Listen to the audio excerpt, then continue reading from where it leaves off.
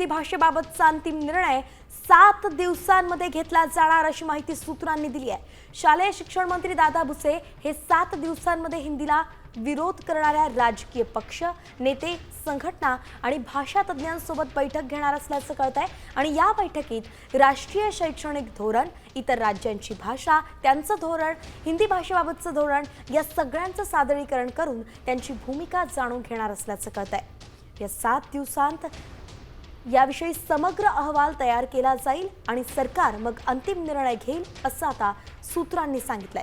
गणेश कवडे आपले प्रतिनिधी आपल्यासोबत जोडले गेलेत। गणेश, महत्त्वाचा निर्णय आपण पाहतोय, 7 दिवसांची डेडलाईन आहे, नेमकं काय घडू शकतं या 7 दिवसात?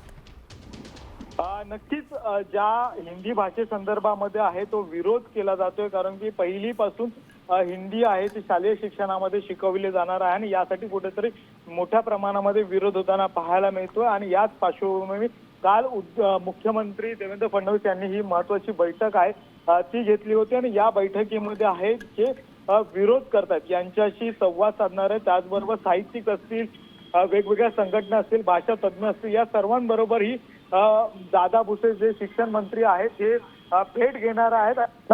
सरकारची भूमिका आहे ती सांगितली जाणार आहे आणि त्यानंतर नेमकं या त्यांची म्हणणं काय आहेत ह्या सगळ्या गोष्टी आहेत यांचा एकत्रित एक अहवाल तयार केला जाईल आणि या अहवालानंतर नेमकी भाषा लावायची की नाही। अर्थातच या अहवाला हा सगळ्यात महत्त्वाचा असणार आहे, कारण की याच अहवालातून अंतिम निर्णय घेतला जाणार आहे। सर्वेच एका प्रकारे केला जातोय।